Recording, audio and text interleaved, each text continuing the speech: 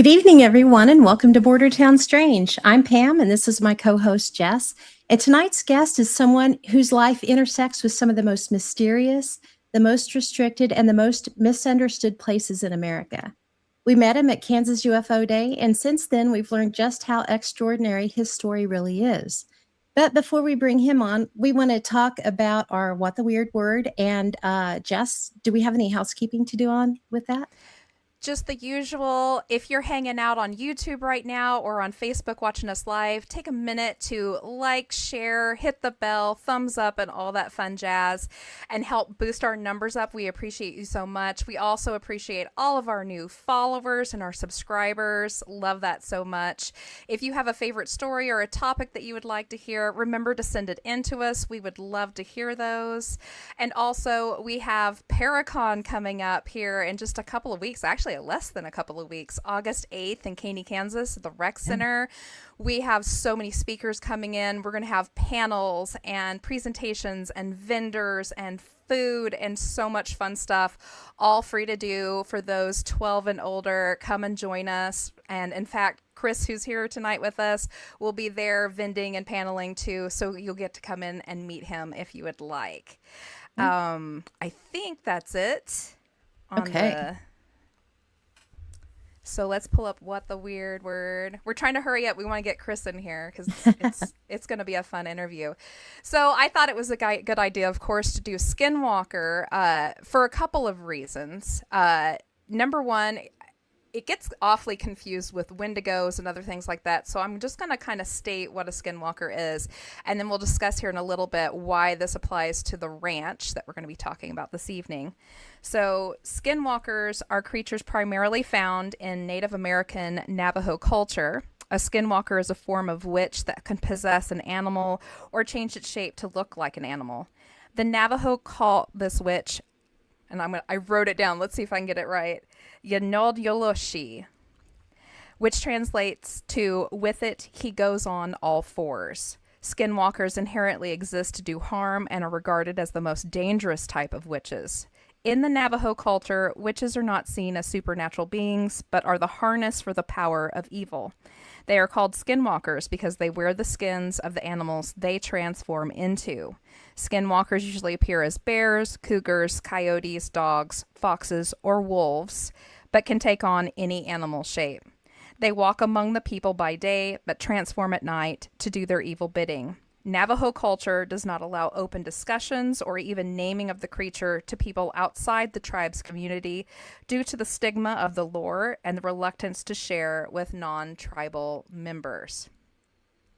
And you'll find this, if you find an actual Navajo, they will very rarely discuss it with you much beyond, I don't know, some of them won't even say the word.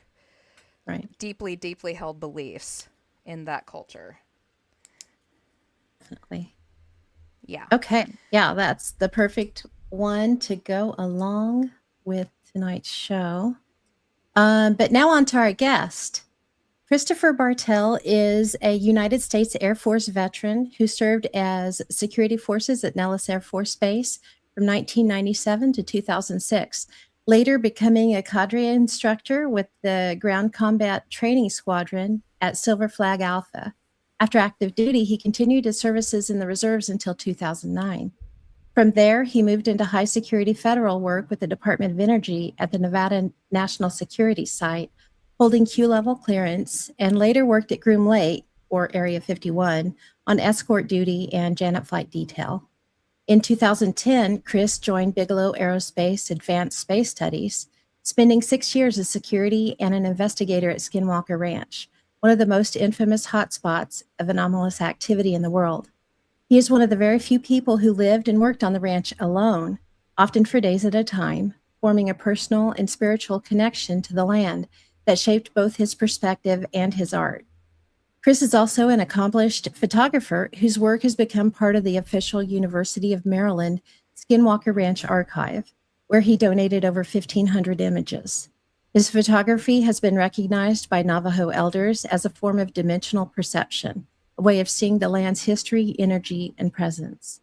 He's appeared on the History Channel's Skinwalker Ranch series, advised on investigations across the Uinta Basin, and continues to work with researchers, historians, and investigators exploring the region's indigenous history and anomalous phenomena. From Kansas roots to a teenage paranormal encounter, from the Air Force to Area 51, from Skinwalker Ranch to the University of Maryland archives, his story is one of service, curiosity, and a deep respect for the land and its history. And we're honored to have him here tonight. So let's welcome Chris Bartel to Bordertown Strange. Hi. There we go. Hey. Thanks for having me. We're so glad you're here. Thanks for coming on. Yes. I appreciate it. I appreciate the time. Absolutely.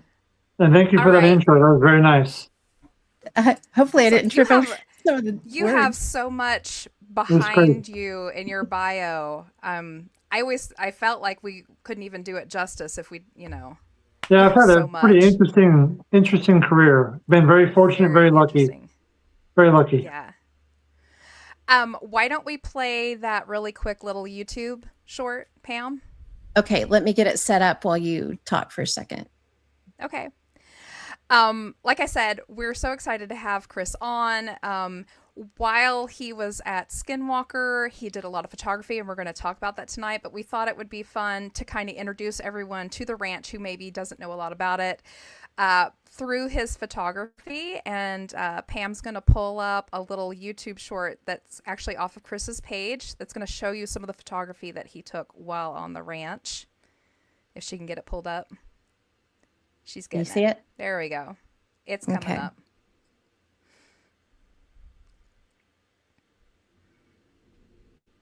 All right, is it working? Yes, it's playing. Okay. So while this is playing, Chris, would you tell us just a little bit about kind of how you got to the ranch? You don't have to go into huge detail if you don't want to, but like maybe how you started in the Air Force and how you kind of worked your way to it. Yeah, it was kind of an interesting story. So long story short, I was in the Air Force station at Nellis Air Force Base, which is a very unique base. It's a high mobility base, so you're exposed to a lot of stuff, and you do a lot of. My job was in security forces, so one day you're guarding just regular planes, or doing nuclear convoy, or even protecting Air Force One or whatever. So it's a very unique base. And then my wife, who I met in the Air Force, she got orders to Maelstrom Air Force Base back in 2009. And in 2009, I was working at the Department of Energy for the Nevada test site as a security police officer there. And we had to move to Great Falls, Montana.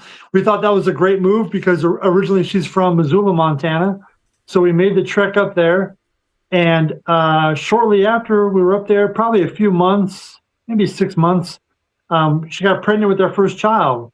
And we made the decision to move back to Las Vegas. They gave her the option to get out of the Air Force, and she wanted to be a stay-home mom and, not be deployed all the time overseas with a kid. And I totally 1,000% respected that decision. So we moved back to Las Vegas. But the problem was I didn't have any jobs lined up because I had just left the test site, but there was a federal hiring freeze. So I literally packed up my truck in Great Falls, Montana, and left her there while she packed our house out there, and started making phone calls back to Vegas where all my connections were at. And I called my old Air Force supervisor, and he recommended another individual that I served with at Nellis who worked for the Groom Lake security detail. He was like one of the supervisors. So I called him up and said I was coming back to Vegas and still had an active clearance, and was there anything open? And pretty much they hired me on the spot before even arriving to Vegas as an escort officer, basically. But I didn't have, it wasn't a full-time job. It wasn't a full-time gig at the time. It was part-time. And having a baby on the way, I needed a full-time gig. So the same Air Force supervisor was like, hey, call this guy. He's got some other gig of an aerospace company in Las Vegas. And I'm like, okay. And naturally, I called the test site and tried to get back to the test site because that's where I just kind of left. But because of the federal hiring freeze, they couldn't bring me back on board yet. So I had to wait. And so I was looking for any job, basically, to make ends meet until something came up. And so I contacted another buddy that I served with at Nellis, and mentioned, "Hey, I'm back in Vegas. I have a clearance. You know my background." And he pitched me the job of a ranch in Utah that needed security, and also we'd work at this aerospace company. And I'm like, okay, I didn't even think twice about it. And then I had an interview with individuals and was offered a job full time as a BAASS officer, Bigelow Aerospace Advanced Space Studies, specifically assigned to the ranch for security. But also we did the investigations, and sometimes we did some of the experiments out there. And that was in 2010. So in 2010, I was out there, boots on the ground, October of 2010. And that was my first time being on the ranch. And so, and I guess in this career field, it's about who you know and your reputation. And since I had spent so many years at Nellis and people knew me there, and word of mouth is how you kind of get into that world. And yeah, so I kind of dabbled around in that for a long time. Yeah, so it's my understanding that you didn't even know the kind of stigma behind the ranch yet when you first signed on. I knew nothing about the ranch. There was no YouTube videos or even any online stuff, really. There was just that book, Hunt for the Skinwalker, which I didn't even read until months later after being out there, because I didn't want to have any pre-notion of experience of. I just knew the ranch was special according to some people, and we were going to protect it and also carry out like some of the investigations out there. And I thought, okay, whatever. And then actually the first week I was out there, I kind of wrote the ranch off as just another Kansas, because I grew up in Kansas. And so I grew up on a farm with horses in an environment where some nights it's very scary, out there with coyotes and the dark. And so being out there, I kind of felt like I was back at home. Honestly, I loved it. I hate being away from my family and stuff, but I had to make ends meet. And it was like the second week I had an experience out there that kind of made me realize maybe there's something else going on out here, and took a slower approach to observing the ranch versus just viewing it as just another job, basically, Yeah. And so said, hey, no paranormal safety briefing on your first day? No, there was nothing like that. It was kind of like, are you open to the phenomena? During my interview, it was normal security questions and my background, and some questions about other things I did in my background. And then the conversation kind of went to, are you open to the paranormal or that type of phenomena?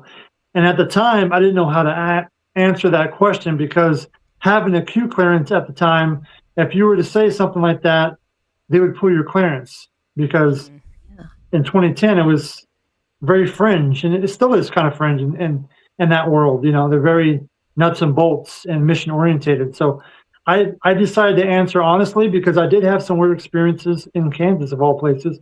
And I had some weird experiences in the Air Force as well.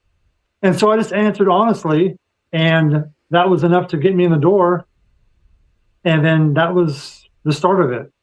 And you mentioned some weird experiences in Kansas. Can you tell us a little bit about that? Yeah. So there is a place.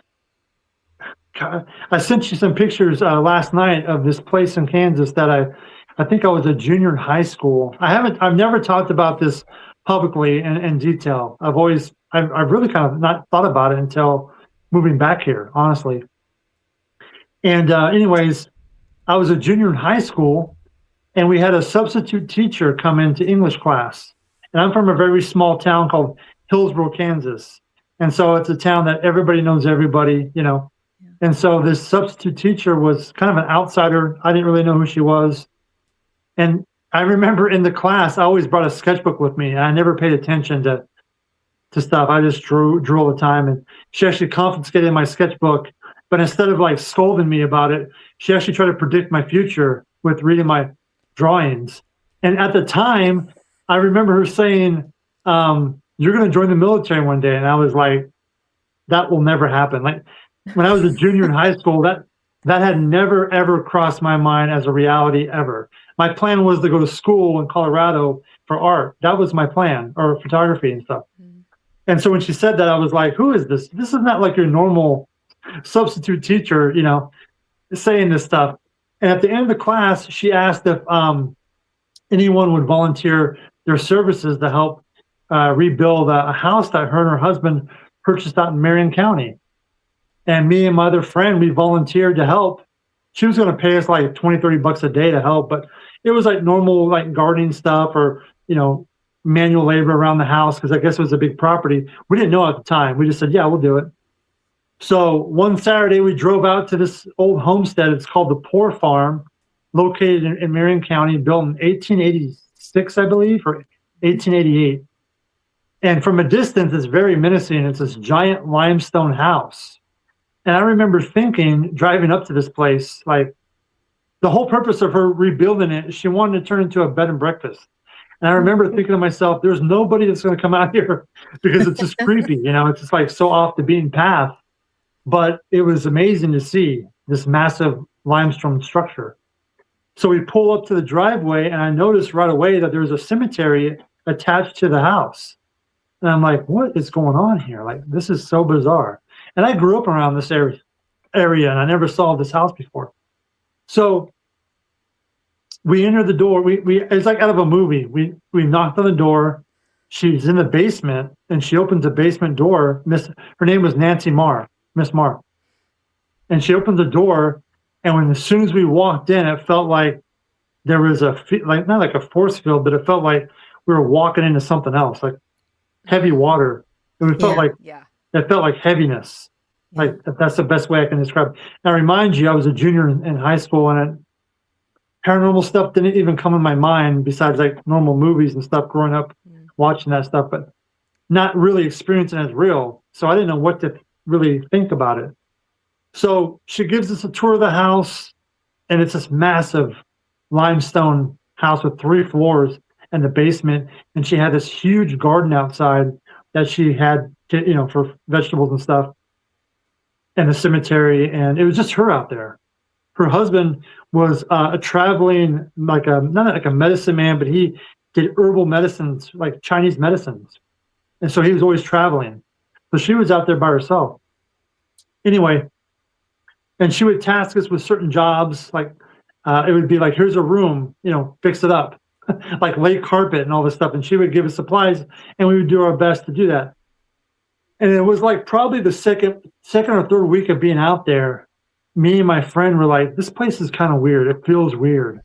And we were on the third or second floor. There were several rooms, and we heard disembodied footsteps go down the hallway. And that we expected to see somebody, and there'd be nobody there.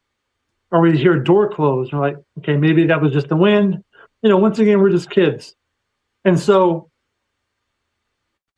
on the main floor, she had this massive library, huge library. And me and my buddy were in there taking a break. And we both remember this. We're looking outside, and we can see her in the garden, working in the garden. And I turn around to my friend and I say, man, this place is kind of crazy. Like talking crap, basically. Like this place feels weird. And we looked, and she was standing by the door, and we looked in the garden, and there was nobody out there. There was no way for her to, in that amount of time, we're talking seconds, for her to traverse up the stairs. And she had 2 Pepsis for us. And I remember my friend turned pale white, like we had just seen a ghost. And I go, Miss Marr, we just saw somebody in your garden. Is there anybody else on the property? We just saw somebody in like an old colonial dress. And that's what she kind of wore. And she goes, no, but she kind of had a weird, like a take to it, like, oh no, type thing. And we were just like, what? So we worked there for the whole summer, and eventually we got jobs in Hillsborough at McDonald's, now Wendy's, now closed down, but it was the first McDonald's in Marion County. And it was October of 95, I think. We were closing the store down at McDonald's, me and my buddy, he was working there. and we were telling ghost stories around Marion County in Kansas. Mm. And the manager, who was much older than us, she comes out and she goes, "I got a story to tell you." And she went dark. Like she kind of breaks down and describes that her and her friends used to belong to like a cult, a devil worshiping cult. And we're like, whoa, like that's but then she describes the place that she used to worship at. And she described the Mar house to a T. Oh, yeah. Oh no. Because the house had sat abandoned for years before they purchased it. And so she said that in the basement, they made a giant pentagram and would do like animal sacrifices. And me and my friend were just like jaw on the ground. And we were like, that place is haunted. And the lady was like, yes, it is haunted. And we're just like, what? So now we felt obligated to go spend more time with her out there and help because we felt scared for her, the Miss Mar. Yeah. So we would go out there on our days off and try to help out where we can, and then try to find more and try to talk to her about what we had heard, and she would deny it. But we knew that the basement had all brand new floors put in, like cement floors cleaned up. So there was something going on that she wasn't trying to cover up, but trying to mask, I guess. Because the downstairs was converted into a living quarters, but the rest of the house was original. So fast forward, I'm now joining the Air Force with my buddy. We're joining the Air Force, and we go visit her one last time with me and a bunch of other friends from Hillsborough. And we go to the house, and we're in the library, and she's kind of doing a tour with people who've never been out there before, right? And showing them the house because it was amazing amount of history out there. And I'm in the room by myself, and I started hearing a violin playing, like a melody. And I'm like, what is that sound coming from? Like, I'm looking for a jukebox or a speaker or a radio. My friend comes in, his name's Justin. He comes in and he hears the music, and he's like, where is that coming from? It sounded almost angelic. And we were like, what is that coming? Everybody comes in the room, and then Miss Moore comes in the room too, and it kind of fades away. And finally I said, we just all heard this music in the room. What is going on out here? Like, just level with us. And she paused for a minute and she said, well, last Sunday I had a couple priests come to the house and perform an exorcism on the house because it was possessed by evil spirits, and those are angels you hear keeping the bad energy away. And we were just like, whoa, stunned. Interesting. Stunned. So when I moved back to Kansas, it was in 2019, I took some of my friends back out there, and she was there.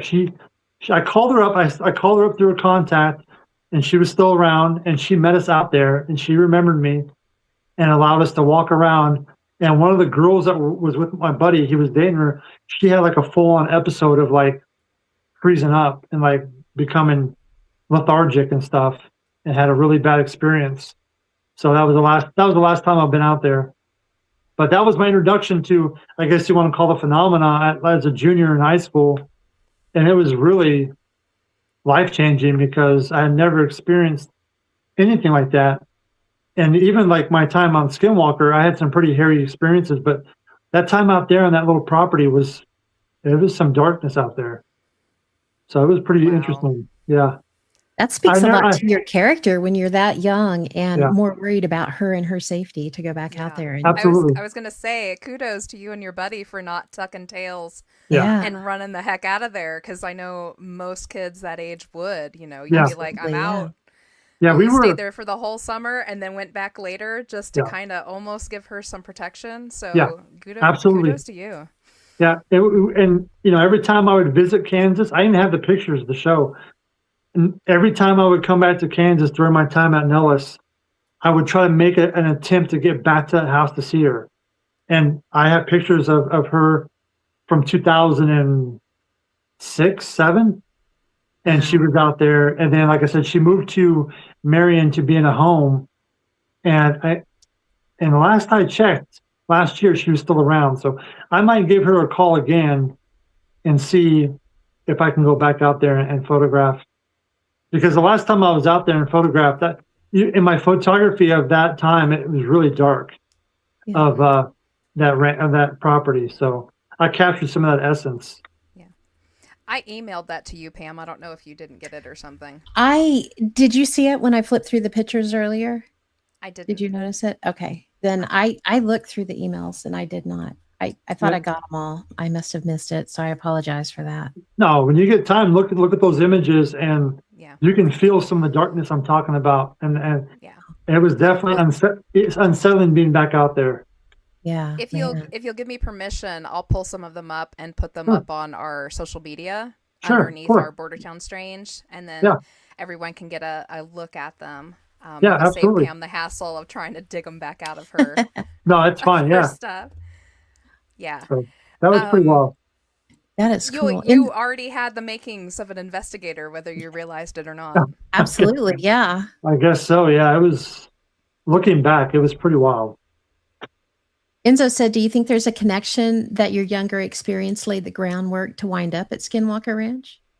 I think that's a good question. I think manifestation of your reality is a possibility of that, because I was raised by my mother is very, very spiritual. She grew up on the Southwest Indian reservations. And so she taught me at a very early age to be more spiritual. You know, I'm not religious. I'm a very spiritual person. And I really kind of honed into that my whole career.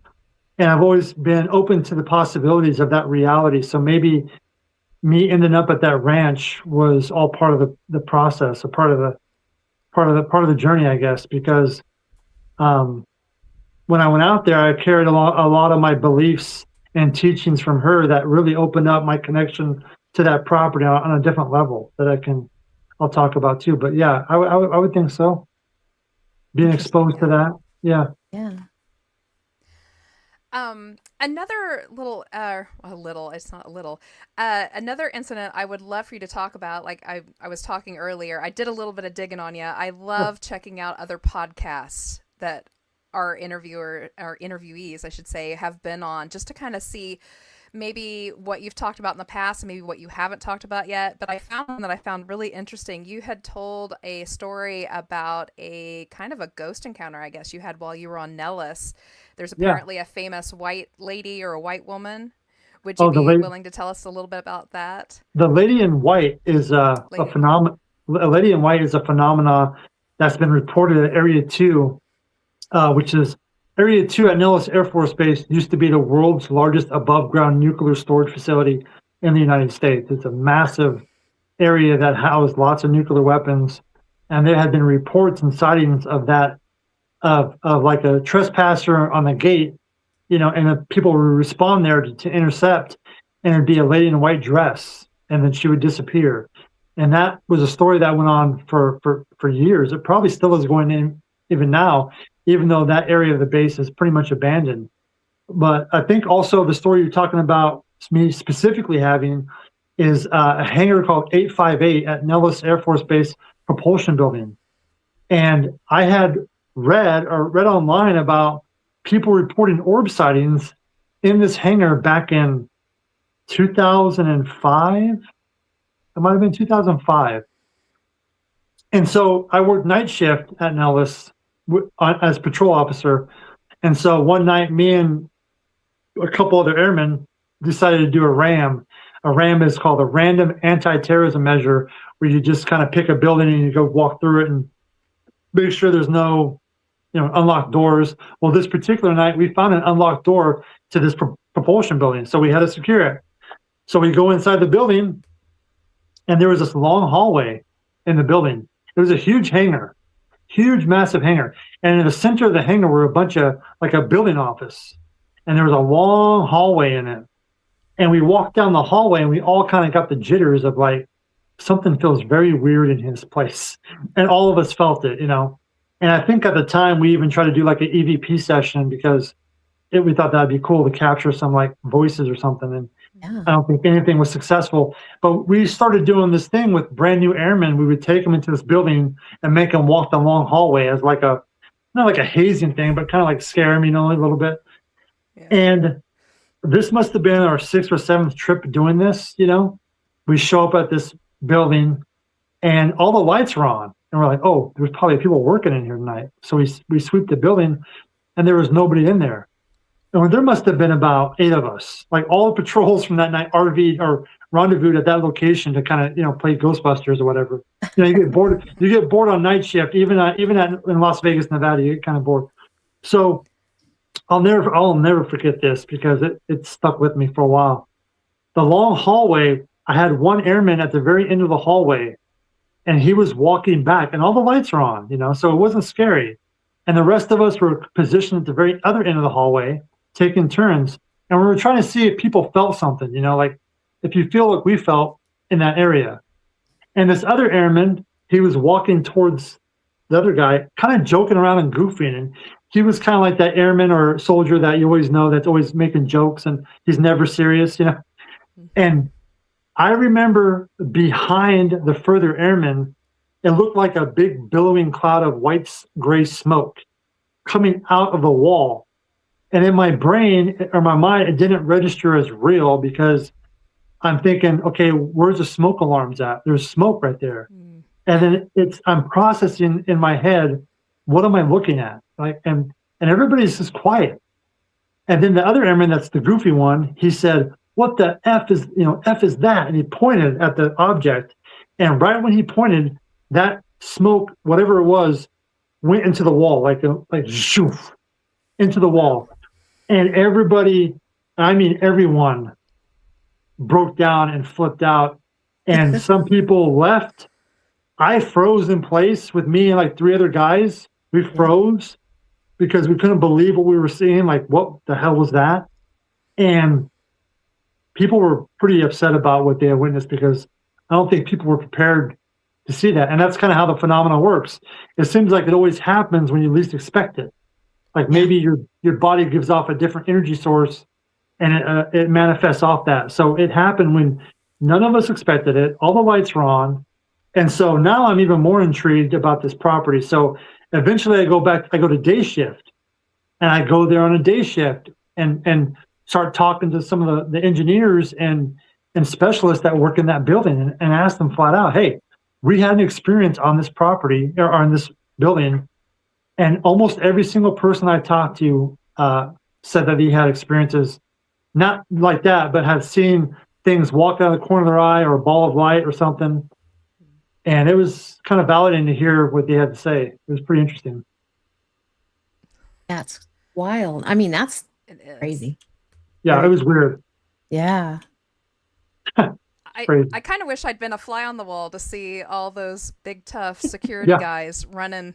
Yeah. Scooby doing running the heck out of Dodge. Oh yeah. I remember that night very well, and there were some people that were pretty shooken up about it because I don't think, when you see something like that, your brain, you're not really prepared to really. We were just thrown so off guard. It shocked everybody. And there was that buddy. I reached out to that buddy a while ago and asked him if he remembered about it. He said, I don't even want to talk about it. Oh, he definitely remembers then, huh? He remembers, yeah. Wow. Yeah, it was pretty wild. Enzo asked, do they still tell stories of Range 4 Harry at Nellis, or was that just a Charles Hall story? Range 4 Harry at Nellis. Are you talking about the Laughing Colonel at Area 2? I've heard of that story. Range 4 Harry. I don't think I've ever heard of that specific story. But Nellis got stories. Yeah, I mean, we would love to hear some if you'd like to tell them, if you've had any other experiences on Nellis or even off of Nellis, anywhere else besides before we hit Skinwalker. Yeah. I was also stationed at Creech Air Force Base in Indian Springs, Nevada, which is where the evolution of the Predator drone is at. And so I got to see the evolution of that Predator system from the ground up, basically securing that base. And there was an old building in that area, and I'll never forget, we used to have 2 DOD cops. They weren't Air Force guys, they were civilians, but they implemented with us at Creech, and they patrolled with us, and one word, dispatch. And I remember one of the DOD guys said, "Hey, don't go in that building." He called me BT. "Hey, BT, don't go in that building. There's bad things in there." I'm like, "Oh, now I'm definitely going to go in there." So occasionally I would do sweeps in that area to see if I would see anything out of the ordinary. And it was a Sunday. It was a Sunday afternoon, and there was nobody on the base. The base was shut down, basically, just us out there and crewmen. And so I entered that facility, and I hear an alarm going, a radio alarm. And I'm like, what the hell? So automatically I'm thinking maybe it's a trespasser or a hitchhiker, because at the time, that gate, that base was not properly secured. There was like a barbed wire fence. So anybody could hop the fence and be on the gate on the property. So it was kind of, wild, wild west out there. So I go into the building. Obviously, I let dispatch know that I'm in this building. And I remember he was working dispatch, and he was like, "Don't go in there." And I'm like, "I'm going in." And I go to the second floor where I hear the radio alarm, and I open the door. And as soon as I open the door, the radio shut off. And I'm like, I got somebody. I caught someone, here. So I called backup. And then I called backup to meet me before I enter this room, because I have no idea who's in there. But now I suspect somebody's in there because they turned the radio off. So as soon as I called dispatch, the radio came back on. And I'm like, okay, that's weird, because they obviously heard me calling dispatch. And I wanted them to hear me too, just so I could hear if there was more muffling. So I went inside the room as my backup is coming, and I don't see anyone. And then I find the alarm clock radio, and it had been unplugged from the wall. And there was this is like an old alarm clock radio. We're talking Creech is a very old base. Yeah. And I was just like, what the hell do I say? Like, what do I do? Yeah. So I called it clear, and I go back to dispatch. I tell the guy who warned me, and I told him what happened. And he was like, he was an old Vietnam vet. He was a river rat guy. He had some crazy stories. And he was like, "I told you, BT, don't go in that building. There's some weird things that happen." And I'm like, yeah. So, yep. I mean, that whole, when you work in an environment with tons of history, some of that history, gets embedded in the environment, the natural environment, that energy, frequency, and vibration gets embedded, what we call, residual energy or whatever. It's there as like a reminder of the history that was once there. That's how I kind of view it. And that's also my theory on Skinwalker is the indigenous history that's embedded in the area, which is why there's so much phenomenon there, Absolutely. Yeah. Enzo said he came back with, and he fixed this in the next thing. Charles Hall was the weather guy at Nellis, is what he meant, in the 60s, that claims to have met tall whites, the aliens that were talked about as Range 4 Harry. Yeah, I know what you're talking about. I know that area where he's talking about. I think that was actually closer to the Creech side of the house, and I know that story. Yeah, I don't have anything to confirm that story. I wish I did. I've been to that area, the weather balloon station area, before, both sites, the one on the DOE side and the Air Force side, and I never saw anything like that. I wish I would have. Okay. Right. Yeah. That would have been really cool. Yeah. Wow. Yeah. So, I do have a little question, and it's really weird now, the blue. I like I said, I love listening to podcasts that some of our guests have been on before, just to kind of glean, what they've talked about, what they haven't talked about. And you brought up something in one of the podcasts that you never finished, and I just wanted to kind of ask, because it kind of intrigued me, and then I never heard the rest of the story because you never finished it. What you were talking about, the craziness that you dealt with while you were at Nellis, because it was right there in Vegas, and you mentioned something about buying blueprints from somebody outside the gate. A time travel machine, blueprints, yes. See, you just, I can't remember which podcast it was, but you mentioned it. You were like, hey, don't let me forget to tell you about the story about buying blueprints from some guy outside the gates. And then you never got back to it. I was just like, tell me the freaking story. Oh, I'm so sorry. Yeah. Sometimes I get on these rants and I get so sidetracked. So this was after 9. So as you can imagine, Nellis Air Force Base attracts a lot of attention. It's a home of the fighter pilot. It's in Las Vegas. Area 51 is nearby. The whole entire state is a testing grounds. I mean, the entire state is owned. I think 86% of the state is owned by the government. So the whole, and I've worked almost the whole, what they call the Black Triangle. I've been to Totem Pole, 51, the DOE side, to Nellis, Creech. So I've had the privilege of kind of seeing a lot of the bigger picture. But anyways, that specific incident happened after 9/11. We had 2 guards at the main gate. And it was myself and another guy. And we were doing 100% ID checks because it was ThreatCon Delta, you know. So you're checking everybody's ID, make sure everybody's verified and authorized to be on the base. And this, you know, so the traffic is pretty busy, and you don't have time to mess around. You're kind of juggling a lot of things at once. So this guy pulls up in a station wagon, and he is animate about meeting the base commander, and he is not moving. Like he has stopped traffic. So I'm like, sir, what is it you're trying to do? Like I'm trying to expedite him out of the area because he wasn't authorized to be there. So we're trying to turn him around and get him off the base. Yeah. And he's like, I have very important documents to give to the base commander. And I'm like, how important? He's like, these are need to know type documents. And I'm like, okay, can I see them? Sure. And he pulls out the Las Vegas paper, the Las Vegas Sun paper. And on the top of the paper was a bunch of scribbles and marks and all this stuff. And I'm like, what is this? And he goes, it's blueprints for a time machine. And I'm like, and now he's getting kind of aggravated, you know, and I don't want to escalate the situation. That's not our job to de-escalate. And I'm like, okay, sir. So I'm trying to pretend to be interested, but also I'm trying to like deal with real world stuff, you know? And I'm like, well, the base commander's busy. And I pretend to call on my radio to like my guys. Okay, the base commander says he's busy. Can I take him from you? And he was like, no, but you can buy them from me.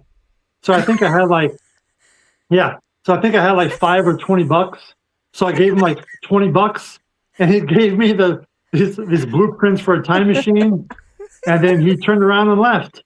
And so those time machine blueprints sat inside what we call Golf 1, the main gate, I don't know, probably for a couple months until somebody threw them away because it was just a bunch of like chicken scratch. It wasn't anything obviously legitimate. The guy was just crazy. But so yeah, that's the time machine. So I bought time travel blueprints from a guy off a paper for $20. Love it. Yeah. I almost forgot all about that story until you mentioned it. Oh yeah. I need to write that story down.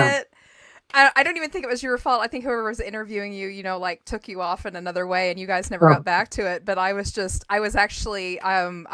up at our local track jogging, listening to this. And I was man. What about the blueprint? What about the blueprints? So that's the blueprint story. I had to write that down. I got to write that story down, right? She actually told me, we've got to ask him that. That's driving me funny. I was just like, he never finished it. I think it's hilarious that he would not give those up, but he could be bought. Yes. With whatever you had in your pocket. That was great. I was very convinced. Trying to build it.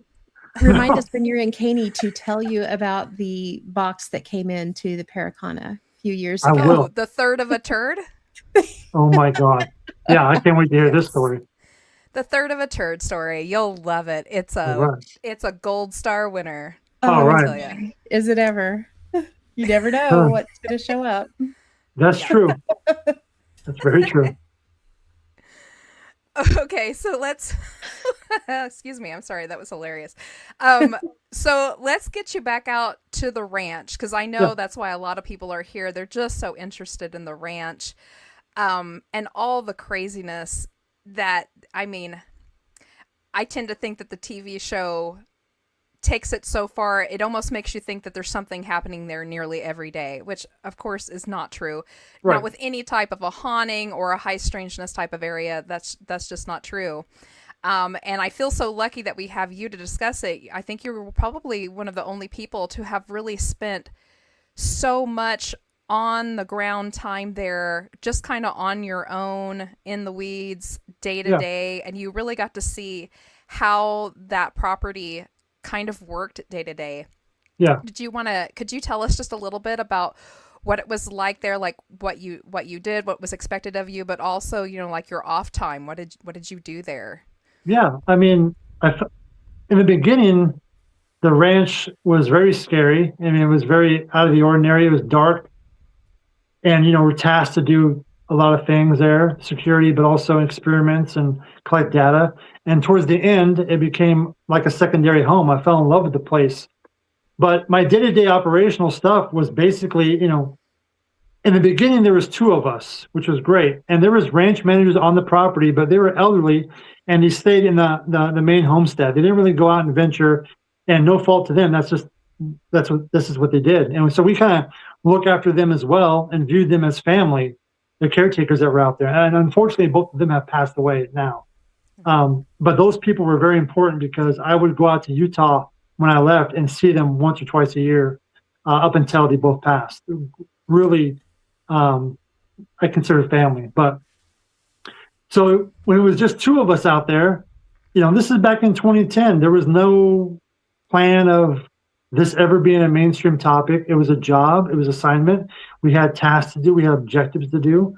And we took it very seriously. And there was obviously times where you would be not defeated, but just so worn out and lethargic and just tired. You couldn't run and gun 24/7, but that's what was expected of us. And there was a very small crew of us out there, all prior military veterans.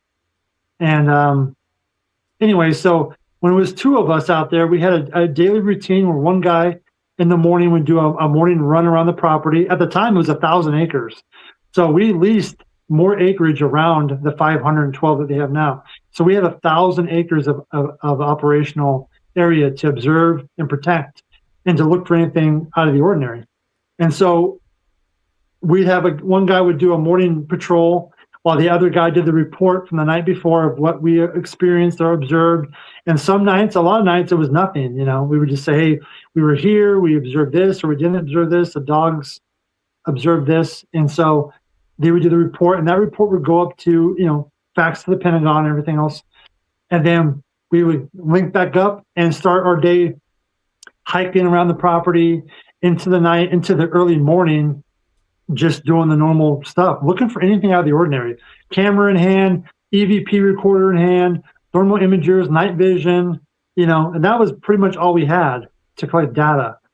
And at the time, we didn't know about a government contract. Like, I didn't know about a government contract. I didn't know anything about it. And I get everybody has a position to play, but I'm just telling you the position that I played while I was out there. And so when in February of 2011, we went down to 1-man patrols out there. So one person in charge of securing this massive property on your own, and you're dealing with trespassers. And also at the time, there was a local that wanted to shoot one of us to prove that we were immortal or some type of hybrid. Jeez. So all this is playing in the back of your mind while you're out there, And so when it comes to the ranch, it's not entertainment for me. Like, I invested my spirit into that property and sacrificed, and not just me, but my friends who worked out there and our families too. And so there was a lot of turmoil, a lot of stress, and a lot of, operating in the red zone, being out there, because you weren't just worried about the trespasser aspect of people trying to get on the property and harm you or hurt the managers or steal something or vandalize. But also you're in the mind, you're like trying to, like, what if I encounter something that's a ghost or an alien or whatever the Lord, like, how am I going to deal with that by myself? So all this is kind of playing in the back of your mind while you're out there. And of course, while you're out there, you're still trying to document the phenomena as best you can, And that's what kind of brought me back to my camera, because I noticed when we were out there, the cameras that they provided were more of an older style Canon. And at the time, I had a newer style Sony.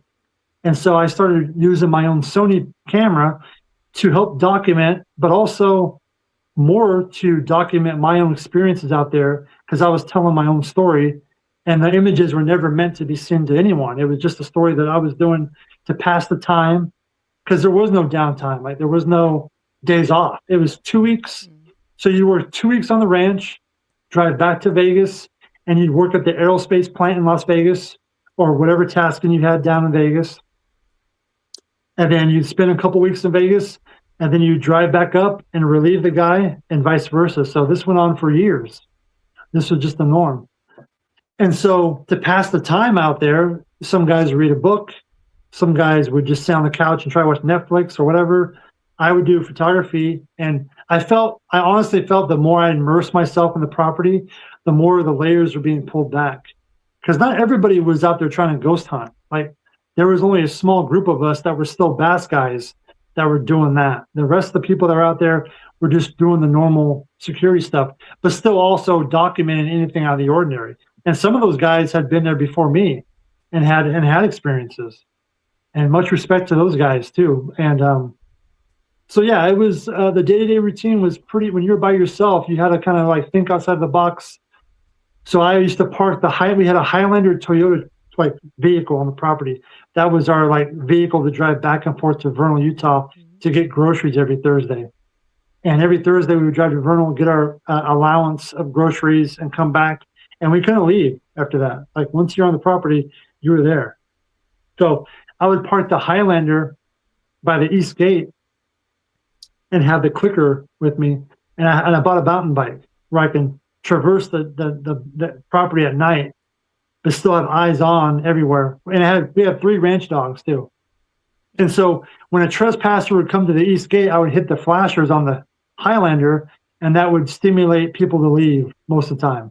They would know that somebody was down there, even though I wasn't physically down there. I was too busy looking for stuff, like looking for anything out of the ordinary or looking for other trespassers or whatever.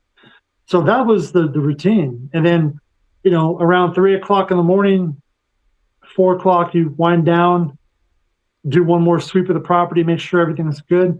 And then you get inside Homestead 1, which is on the property. You didn't go off property, you lived on the property. So we lived at Homestead 1, which is the double wide trailer you see on the TV show.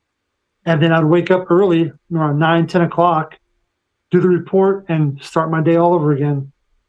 Because if anything happened on your watch, you can probably get fired.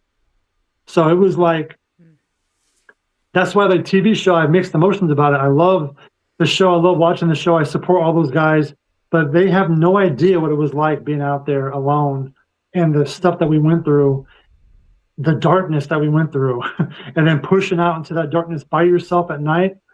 I'll tell you, it's something I've never experienced before. And there were some nights I would listen to my gut. I'd walk down to Homestead 2, and I would look at the Homestead 3 area and be like, no, I don't feel like, I have a bad feeling. And I would walk back. I'd walk back to the east gate or up on the mesa. I spent a lot of time on the mesa observing the whole area. And I had some very special spots out there. And looking back at everything, at the TV shows, the podcasts, the documentaries, the books, and all this stuff about even my own photography, and the government contracts, what I learned is that ranch is bigger than all of it. There is real history out there that I documented while I was out there, but it's super important to the story. And I think it's personally one of the most important layers to the whole story. And I'm not saying that it's the end all answer, because there is other stuff going on out there. And the new team that's out there now has way more equipment and stuff than we ever did. And so they have discovered stuff that blows me away. But I just like to say my little layer, I believe, is 100% one of the most realist things about that property, which is the history. Because one day when the TV show's gone and all of us turn back to dust, the history on that property is going to remain, and it'll be there long after we are gone. And there was artifacts I discovered out there that go back 6,000, 7,000 years ago. So it shows the amount of history that's on that property. We do have some of your photos from that time. So if you don't mind, if we could pull those up, you can kind of walk us through them. Sure. And while I'm doing that, there's a couple of comments. Well, one of them's a question. Where entities would follow them home, did you ever have that happen to you? Yeah, what is referred as the hitchhiker experience. That did happen to me on one specific occasion that was pretty profound. And I did a whole casework on it, report on it. And years later, I discovered that incident ended up on like a slideshow or as a data point I was not aware of not just me, but also my wife. And I'm a firm believer when you trespass or you walk around on sacred grounds or hallowed grounds or grounds with lots of history, that energy can attach to you and follow you home and present itself as a warning or to get your attention to say, hey, look, you trespass on my land, now I trespass on yours. Tread lightly and show more respect while you're out there. And once I've shifted my mindset to that, I never had any issues. Once I realized I was operating on sacred ground or hallowed ground or ground with thousands of years of history, I never had any more issues, negative issues like that. They were all positive. They were mostly more positive than negative. Just more of that acknowledgement of the... Yeah, and once again, I thank my mom for that guidance because she recommended I sage the house, and I did. I got sage from the ranch, and we saged our apartment. And one time I even fished down in the Gulch area, the southern tree line, caught a fish, and gave that as an offering to the Eastern Valley where I found most of the artifacts as an offering. I did that a couple times. I would catch fish and then lay them out on rocks as offerings to the spirits that are out there, or to the energy. And this was all before TV show stuff. This was all before any of this stuff. This is just something I felt in my heart to do because of my mother and how I was raised. And I felt that connection to the land. And I still feel that connection to the land. So what a unique experience looking back now. Yeah. It's just, wow. Absolutely. And then Enzo said you were certainly the tip of the spear for the initial investigation of the ranch. The place is so wired up now, I can't imagine wandering around in the dark by yourself. Yeah, thank you. Yeah, it was a different type of man. There was, and it reflects on my photography. If you look at my earlier images of my first year and a half, 2 years on the ranch, it's very dark, very dark. And then towards the end, it was all light. It was like being home, and I look back at that timeline and what a unique opportunity. Obviously, it was kind of bittersweet when Mr. Bigelow sold the property. A lot of us who were out there were thankful because now we can finally have that time back with our families. But there was also, we knew we were leaving something very special, and I've been honored. I'm very honored to be able to go back and spend time back out there and with the new team and provide my insights where I can, because it's definitely helped with their investigation. And it's also helped with me personally, like other people seeing, kind of going through the paces of the darkness that's out there and also the light as well. Yeah. Yeah. Okay. I'm going to go ahead and pull some of these up here. Yeah. That's Homestead 3. Yeah. Homestead 3, that was taken in the fall of 2010.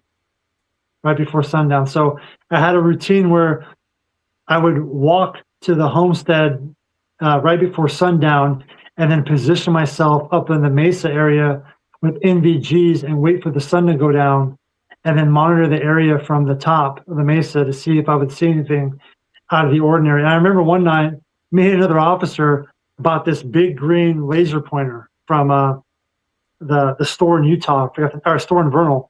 The Basin sports store, this massive green laser, and we had shot the laser down into the southern tree line behind Homestead 3, which you see there.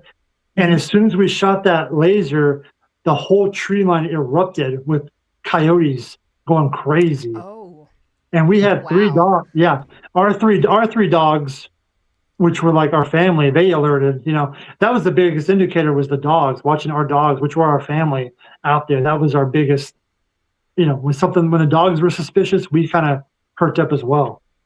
But yeah, that was interesting. Yeah, wow. Right there, those 2 dogs. So, what a gorgeous view too. Oh, I can't imagine what it would have been like, being lone security on the ranch without the dogs. I think the dogs were probably, that little bit of buffer you needed. Yes, 100%. Yeah, those dogs were a lifesaver to those of us out there. I mean, I can't even express how much they meant being out there. And throughout all the years, I documented them throughout all the seasons, in the snow, in the fall, in the summer, and they were so loyal and so wonderful. I miss. Unfortunately, both of them have passed, but they were great dogs. And I have heard you mention before that they were almost like your barometers for how the ranch was doing that day, or if you were getting ready to step into something maybe Mm-hmm. you didn't want to step into. Yeah, they So- were like our biosensor, basically. I would observe their behavior and adjust my patrol, how they behaved. If they were alerted, I would slow down and camera out, NVGs out, trying to see what they would see. And other nights, they're just chasing rabbits and gophers and prairie dogs and lounge like this, like they're both sleeping right here. They're both kind of hanging out. And I'll remember that day specifically. We sat on that rock for probably a couple of hours and just watched this storm roll through. Amazing experience. So cool. Wow. The chair. So there's a good story with that. And it takes me back to a dark time. So there was a time out there where we were actually tasked to sit in that chair inside Homestead 2 and conduct EVP sessions and try to make contact with the phenomena and record it. And we did that together with another officer, and then we still did it when there was one of us out there. We still would do that. So you would pick a time to go out there and sit in that lawn chair at 3:00 in the morning and just listen, observe, and say out loud on EVP, is anybody here? And can you make contact? Please show me something. And we had all kinds of stuff. We had flashlights. We had a little jar with a string with a button that wouldn't manipulate by wind. And then I would use baby powder on a sheet pan to see if anything would manipulate the baby powder, flashlights. And we just kind of had to make do. We didn't have all the fancy technology that we have now. But also, this is back in 2010, 2011, 2012, 13, we're still doing this. And when I say we, there was only about 3 or 4 of us doing that.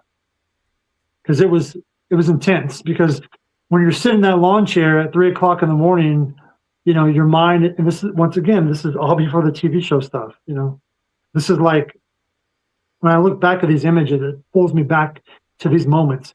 So when I'm sitting in that chair, I'm not worried. I'm worried about the phenomena, obviously, but also I'm thinking on a security level, okay, if I'm sitting in this chair, if somebody gets on the property from the east gate, how am I going to get there in time to protect the ranch managers?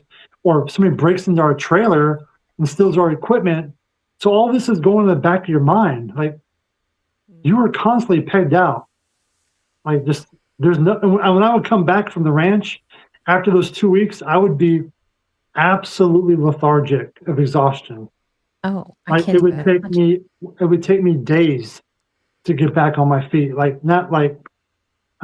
act normal again, Yeah, for sure. It's crazy.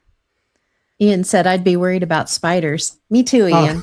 Not a fan. Yeah, there were spiders, but there was also bats in that old homestead too. Oh, Take fun. care of spiders. Huh? I've been on the receiving end of bats before. That's fun. So that picture was taken by Chris Roberts, who's the archaeologist on the team right now.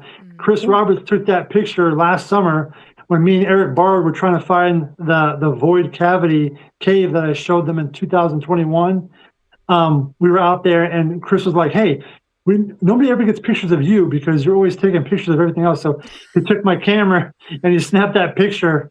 And on the other side is Eric Bard, and we're trying to retrace my steps from 2012 when I found the cave, and then 2021 when I went out there and showed them the area where I thought it was at.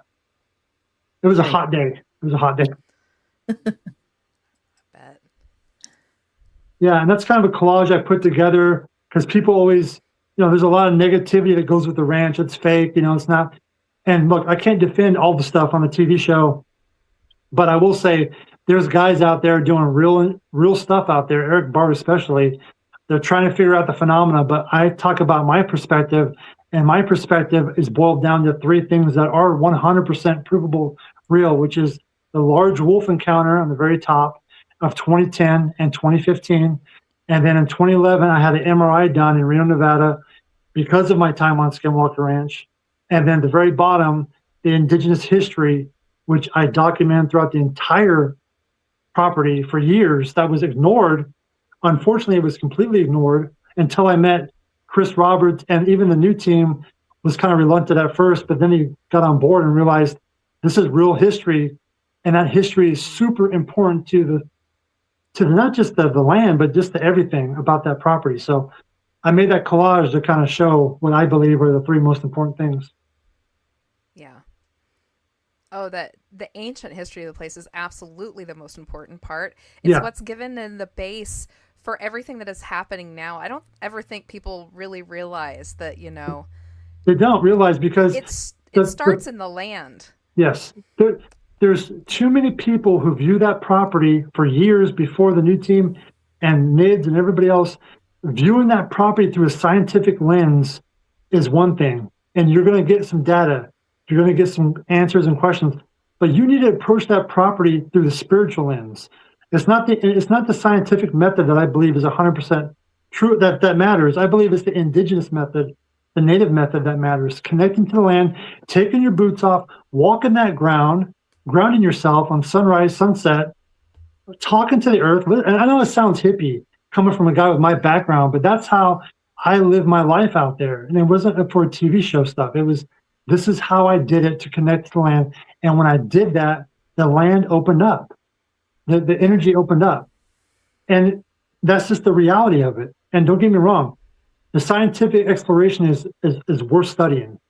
Mhm. But at the end of the day, it's the spiritual aspect that matters to me personally. Absolutely.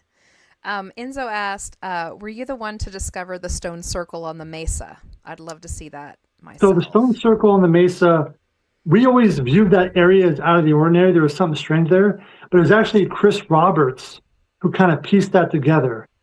And actually, it might have been Thomas and Candace, the previous caretakers, who kind of pointed that out first. They're the ones who kind of opened that up and said, "Hey, this might be a stone circle." I can't take that credit. I spent a lot of time in that valley just below that stone circle, and most of the artifacts I found were in that valley, a lot of them. And I had a map with GPS coordinates. So I took this map, a topographical map of the property. This is probably in 2011, 2012. I did this, and every time I would find an artifact or an area of interest, I would do a GPS location, take a photograph, try to document the findings, and I had it on a map. And I found out that some of people's correlations with the phenomena also had a high yield of artifacts nearby. That there was a lot of history, attached to them having experience. Interesting. And it was really bizarre because I spent years collecting this data, and it seemed like nobody during my timeline, nobody seemed to care, which is super. It actually pissed me off because I was like, I knew that this was important. I knew it was important, and everybody just kind of like scoffed it off because it wasn't the normal that they were looking for. Yeah. And don't get me wrong, I was looking for aliens. I was looking for Bigfoot. I was looking for all this stuff as well. But I'm not going to ignore the history that some of those artifacts were above ground findings on rocks that looked like they had just been placed there. But when I picked them up, they were almost cemented to the other rock, meaning that those artifacts had sat out there for hundreds, if not thousands of years, and everybody walked by them. Nobody paid any attention to them. So that proved that either the people who were out there before never did any type of field work, and nobody looked at this stuff. And it drove me absolutely insane. Thankfully, I will say this, the new team, they were open about it. They were more open about it. And that's Chris Roberts got on board, and I passed over all my data to him. And man, he has not only verified all my stuff, but he has slam dunked all my validations about that property and found even more stuff. Not just him, but there's a couple other guys who are doing it too. And I give them mad respect because it's a big deal. It changes some of the history of that whole Uinta Basin. To me, that is a huge discovery. I get the rockets and the lights and the lasers and the smoke, and I get all that, and I support it. But at the end of the day, when all that is gone, that history will remain true, and that is most important. And when I go out now to Kansas locations, I do the exact same thing I did out there, document the history. Yeah. I wonder, you introduced yourself so readily to the ranch and to the property around it, and kind of presented yourself as more of a friend than anything. I wonder if maybe you were tasked with finding those particular things on the property. That was a goal I, set in front of you, whether you knew it or not. It yeah, wasn't your job to see the other stuff so much, but it was to find that old ancient history that was just kind of laying there ready for someone to stumble upon, pretty yeah. much like you did. I think you would be correct. I felt like there was a presence out there, a watcher or somebody observing me. You know, when you spend enough time in nature and you observe nature, and nature observes you back. And I felt like the whole time I was out there from day one, you're always being watched. I think the ranch, I know the ranch has the ability to know a person's true self. And if you're not genuine out there, or if you go out there with an ego or alternative motives, or the little things in your back of your mind, the darkness that you hide from everyone, that ranch will 100% pull it out of you. And I saw it happen to my guys on my team, some of them, and I went through the trials and tribulations as well. But once I kind of shifted my perception and got rid of an ego, that ranch opened up on a whole different level. And I know there's been people out there present who've had bad encounters is because they go out there with a chip on their shoulder or something else. And that ranch has a very unique ability to expose you. That's amazing and frightening all at the same time. It is. Yeah. It is. Yeah. That's why I always tell people when you visit the ranch, or not just the ranch, but the Uinta Basin, always take sage with you home from that area, because you never know what's going to attach to you. It may be good, it may be bad, but take the sage with you just in case. And I always do every time. I've been taking sage from that whole basin for over a decade. And I always keep it with me just in case. But my whole approach is a lot different than it was 2010. My entire mindset, I do a whole grounding protocol every time I enter the Uinta Basin now that I've been doing for the last 6-7 years. And it helps me get focused with my photography, but also show my respect to what's out there, the things that we don't see, because there is energy that's out there. Respect. It's what it's all about. Absolutely respect. Yeah. Yeah, some of the stuff that you found out there, I've seen some of the pictures. I've heard you talk about some of the the more interesting things out there. Is there any one or a couple in particular you'd like to discuss? Maybe some favorite finds or just amazing things? That whole collage kind of puts together a little idea of like just so much time and energy spent looking for stuff. And I found lots of stuff. I found like the artifacts, to me, the first 3 artifacts I found that first week out there, and I want to say it was in March of 2011, March, is when I found my first artifact. It's the silver, I'm not sure if it's on that. Well, yeah, the top corner with the face, the foot face, the silver arrowhead is my very first find. Mm-hmm. And that was a whole experience. Once I picked that artifact up, which was laying next to my backpack, that I hadn't seen when I dropped the backpack. So that specific story, I had a routine with the dogs, and we would do this hike all day long, and we would have lunch in the Eastern Valley, and I would pack in my backpack their food and water, and I would make a couple honey and peanut butter sandwiches, and we would sit in the valley and just chill out and just kind of relax. I laid my bag down on the ground, and the dogs were hanging out, we're drinking water, and we sat there for about 35 minutes, sharing food, whatever. And I went to go pick up my bag, and that arrowhead point, spear point, whatever, was laying next to my bag. And I was like, what the hell? And I picked it up, and when I picked that up, it felt like a light turned on, like boom, like this is what matters. And that's specifically the moment of time when my entire perception shifted. And I like to thank my grandfather out here in Kansas, who passed a long time ago. My grandfather in Kansas, when I was a young kid, used to take me out every Sunday to go hiking in trails and old creek beds looking for artifacts. He used to be a rock truck deliverer guy to the farms out here. And he would get permission by the farmers to walk the land.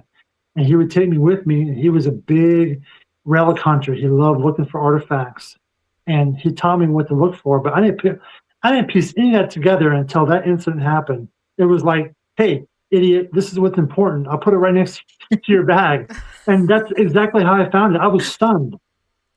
And then so I found that one, and then down below, I'm holding a bigger, thicker arrowhead point. I found that the following day, And then a picture that's not on there, I found a paleo point, which goes back thousands of years. That same week, I found all 3 points. Crazy. And all 3 points dictate a different timeline. Yeah. And Chris Roberts has all that stuff now because he's analyzing the data and documenting it. But and unbelievable stuff. But yeah, over the course of years, I found a lot of things, discovered a lot of cool stuff. I'm sure he's thrilled that you GPS marked everything and where you found it. The problem, though, is because the Uinta Basin, that mesa, every time a big storm comes through, the entire terrain changes. And a lot of stuff gets washed away. It's just how it is out there. So we've revisited some areas, and not all of it, but most of the stuff is gone. It's been washed away, or it's been smushed down by some other rocks, or who knows. It's just kind of unfortunate. But I'm glad I took the pictures when I found them. Yeah, for sure. Yeah. It's absolutely some kind of a calling, I believe. Yeah. For you to kind of steward the land and the artifacts that were just waiting there to be found. Yeah, I took big pride in that. I still feel it's insanely important to everything. Yeah. I think there's even more discoveries out there yet to be found. Oh yeah, absolutely. I'm sure. Okay, so we're starting to get down towards the end here. Chris is going to have to leave out just a little bit early today because he's got family stuff to attend to. But I want to make sure we touch on some stuff here. Yeah. You mentioned before, coming onto the ranch, kind of the first time, you were very skeptical about, people saying, oh, it's haunted, or this happens here, or that happens here. And I completely understand that. Us, of course, being from Kansas too, you get that whole, oh, it's the old city boy. Mm-hmm. They don't know what they're what they're not used to, the sights and the sounds of being out just on rural property. Right. But you did eventually, just a couple weeks in, have your first big experience there, and the ranch kind of presented itself to you in the way that it presents itself a lot in going back to the whole Skinwalker thing. Did you want to tell us about your first big experience there that kind of turned the tide for you? Yeah, and like you said, after the first week I was out there, I was convinced that this was a bunch of city boys scared of their own shadows. And I hate to say it, some of the stories were that, because you have guys who were born and raised in a city, I mean like Los Angeles, and you throw them into the Utah countryside, a raccoon is going to look like something, or a large porcupine is going to look something out of the ordinary. And that's the honest truth. There were some reports that were definitely not debunked well enough, in my opinion. But at the same time, 2010, we're just trying to document everything, and everybody has a different perception and different perspective. So, but after the first week, I was like, this place is a joke. This is nothing out here. I really felt like that. I felt like, because being a photographer, one of the first things I helped debunk, I shouldn't say fully debunk, because I did see 2 orbs out there in separate areas that were definitely legit. But there was reports of what's called backscatter, which is what you get in flash photography. And as you know, as investigators, you take a picture in a very dusty environment, you get little reflections. That's called backscatter. And one way to debunk some of that was, we had the dogs with us, and the dogs would be sleeping on the ground, and we would take these pictures full of orbs, and one of the guys would freak out about it, and I'm like, dude, there's no way there's that much energy here, because look at the dogs. They're lethargic sleeping.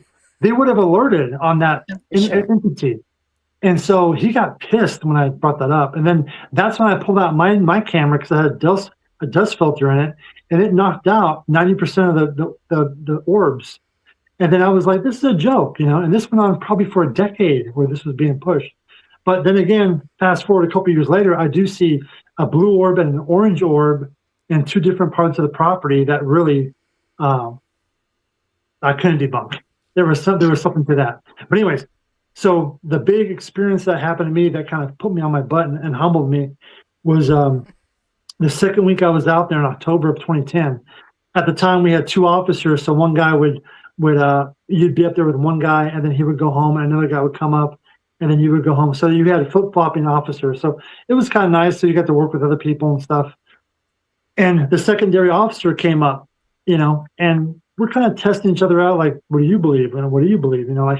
He's prior Army, I'm prior Air Force, and but we both loved to hike, and so it was great. We both hiked all the time. It was awesome, and we had that routine down. Where one guy would do a morning patrol, and the guy would do the report. So that specific time, I'm doing a report, and he's hiking, and he comes back in the morning, and he goes, "Chris, I found some big prints on top of the mesa.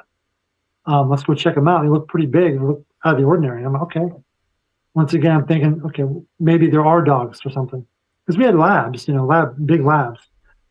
Go up on top of this mesa, and we see these big canine prints that dwarfed our lab prints. But what made it peculiar was the fact that, in one of the pictures, I threw a ruler down. It had a 3-foot stride. That's but crazy. it looked bizarre because it appeared that at certain times this animal would be on 2 feet bipedal, and then on 4 feet, and then on 2 feet. It just was so weird. I just shook my head like, what is this? Like, it just didn't make any sense.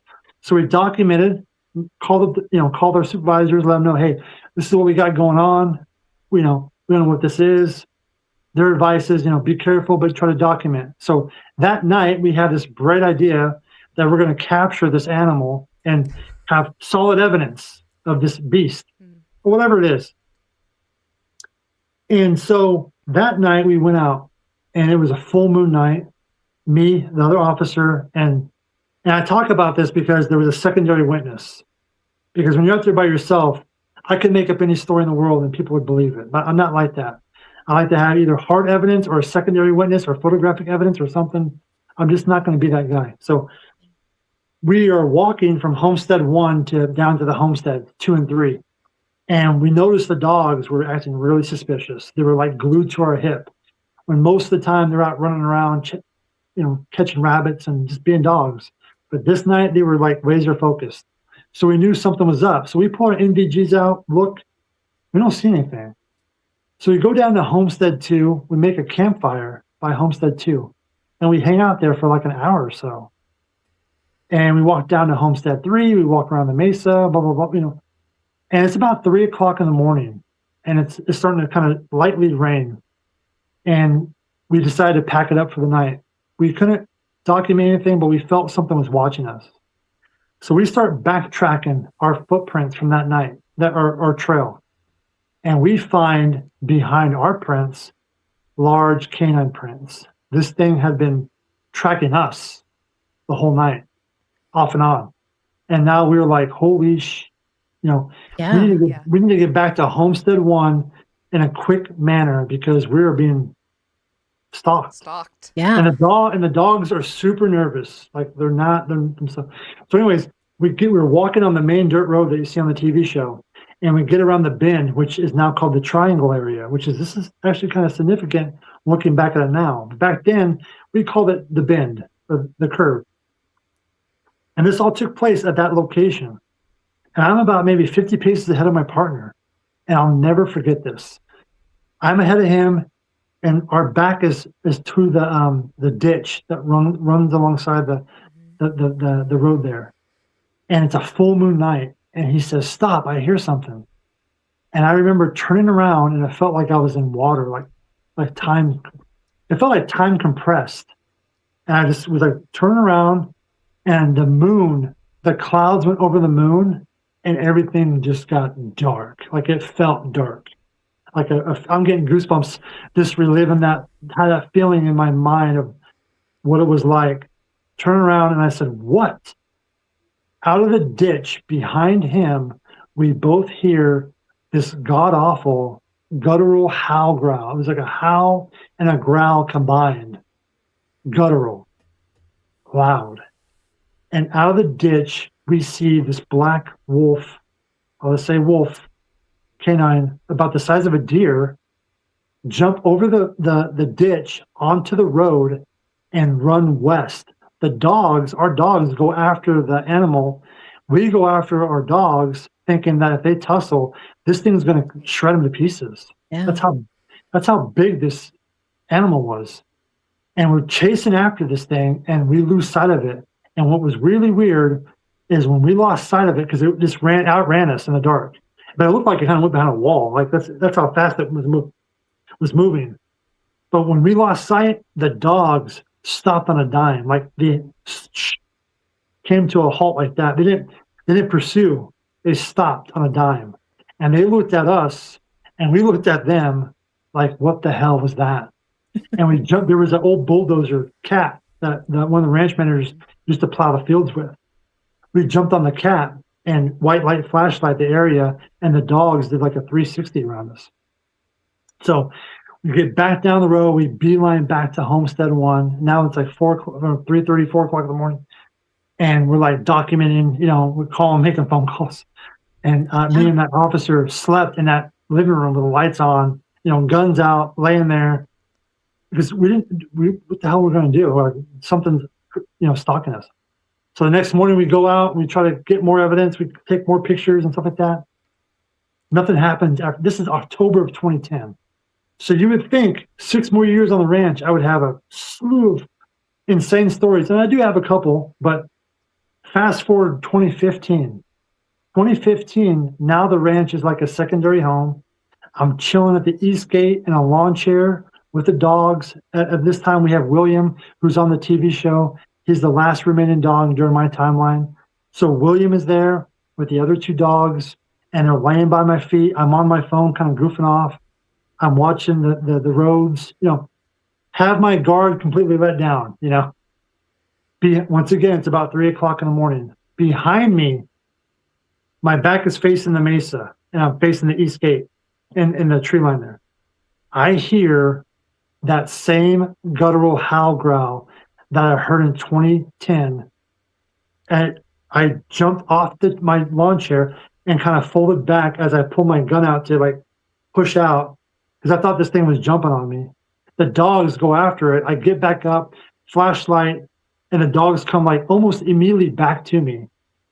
We searched the area. I couldn't find a single print of this animal.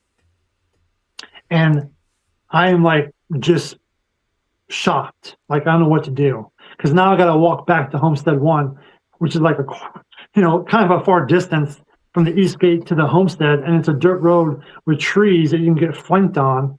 And so I'm just walking back real slow with the dogs. And once again, the dogs were displaying the same behavior they did in 2010, glued to my hip. And I just got back into the trailer and just turned the lights off. And I actually killed the dogs. We had a chicken coop.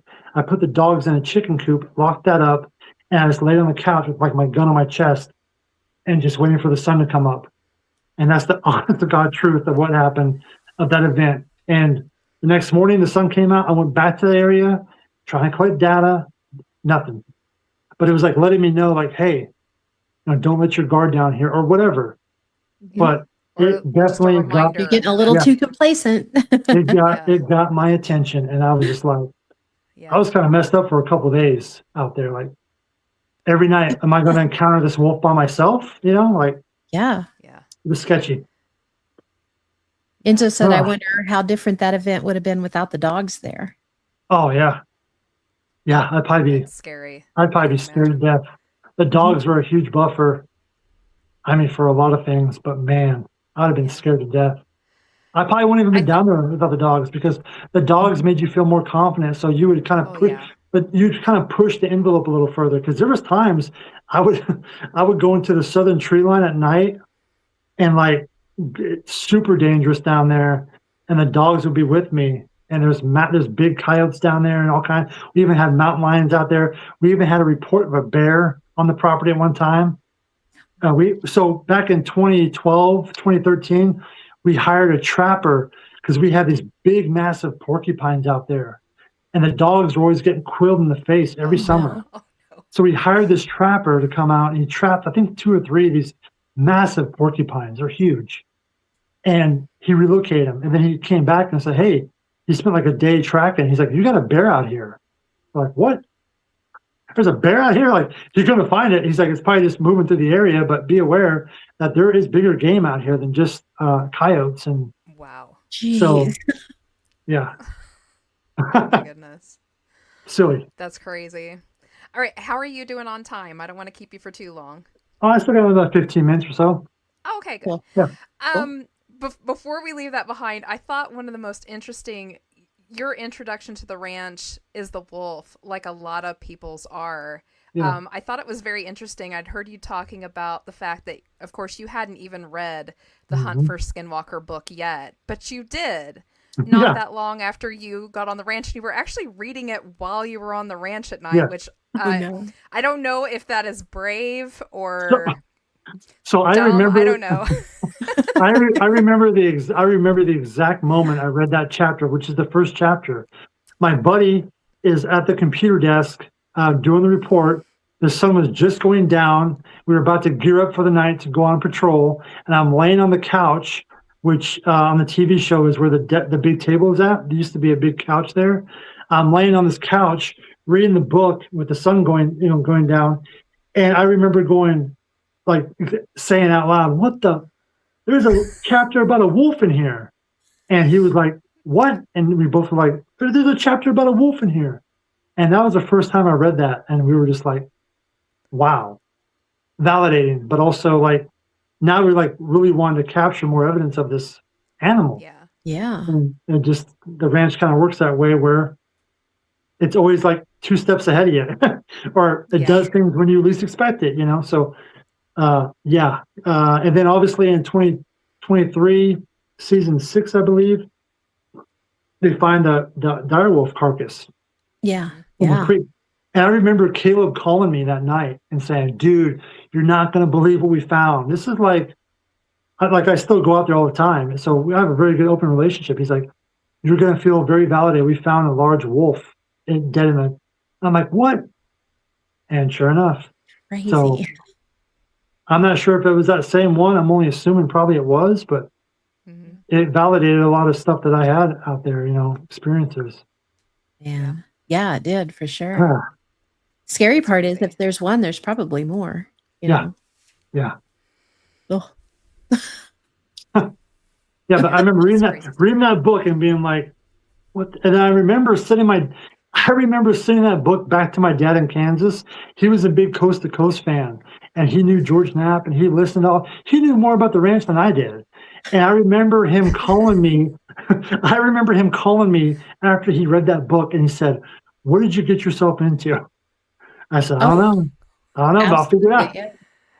And when I heard you talking about that you sat down to read that book at night while you were on the ranch, I was like, I don't know if this guy is dumb or brave or. I have to admit this, because when you're out there alone for so long, especially in the later years, you get like the adrenaline dump. Like you want to get the adrenaline going. So I would watch Ghost Adventures on my laptop. I had one of the seasons on DVD, so I'd watch a couple Ghost Adventure episodes and then go out to the homesteads and just be like hardwired, like freaking myself out. But also, I felt maybe that might stimulate the phenomena. I felt like maybe that might be the answer. So I don't know.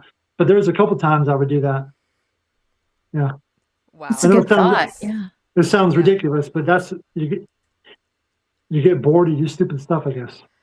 Yeah. No, I can completely understand that. I can't imagine just the minutia of the day-to-day out there by, on your own, just doing the same, I'm sure you had your thing you did every day, but in between those times, you're just, and you're away from home, you're away from your family, and just kind of in your own head. My wife, when the whole Skinwalker thing, she wants nothing to do with it at all. It's a very dark time for her, and I don't blame her one bit, because she was a single. Understand. She was basically a single mom, and my son had some health issues with having croup and stuff. So she would be holding it down while I was out playing Ghostbusters out there on the ranch, but also trying to survive the ranch because there was some serious threats out there. So my whole purpose was just to get back home, and be with them. And that's why my firstborn son, his middle name is Orion, after Orion's belt, because of the ranch. I had always been fascinated with Orion's belt. And when you're out there in that Uinta Basin, you can really see predominantly Orion's belt at night. And I thought to myself, no, I didn't really know what my projection was in my professional career, if I was going to have another job away from my family. But I thought if my middle son's name was Orion, I'd have that connection being closer at home. But also as a reminder to him that we all come from the stars, basically. We're all stardust, basically, atomically. So, That's great. Very cool. All right, so we got like about 10 more minutes. Yeah. While we still have you here, let's hit some of his photography, like the flip Absolutely, photography. yeah. Because besides all of the security stuff and former Air Force, in my opinion, I think Chris is a fantastic photographer, and he has started doing. Go ahead and get up to his doubles. I can't remember what you call those. Your flips. The flip vision photography. Yeah, right there. Flip vision. Yeah. Oh Yeah. my gosh. So just you So were cool. explaining a little bit of this to me while we were in Geneseo. Just tell us a little bit about it. Yeah. So in 2021, I had the privilege to go spend some time at Blind Frog Ranch in the Uinta Basin with James Keenan and Dwayne Ollinger, who just unfortunately passed.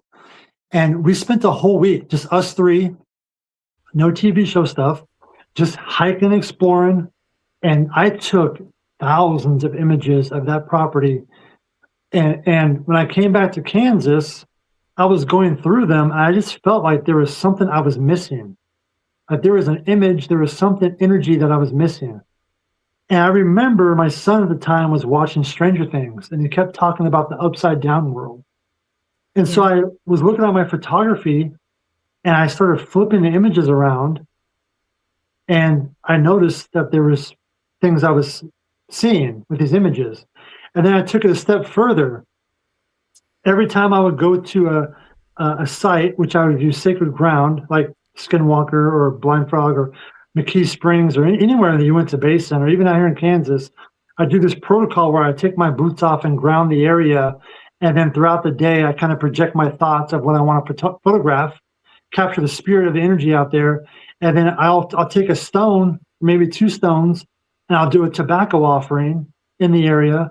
And then when I get back to Kansas, I do a grounding ceremony in my office here where I take those stones and kind of project my mindset back to that timeline.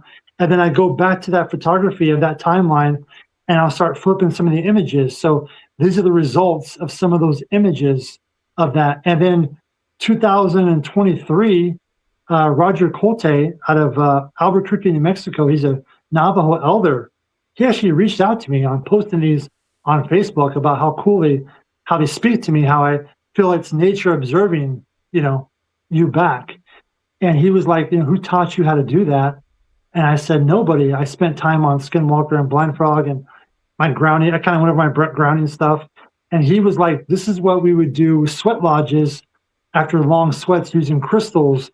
We would see different beings, what he'd say, like dimensional beings. And he was he actually did a video, but I'll send you the video about it. He actually did a video talking about that. And I thought that was super validating because this was just something I picked up on my own through consciousness or whatever else.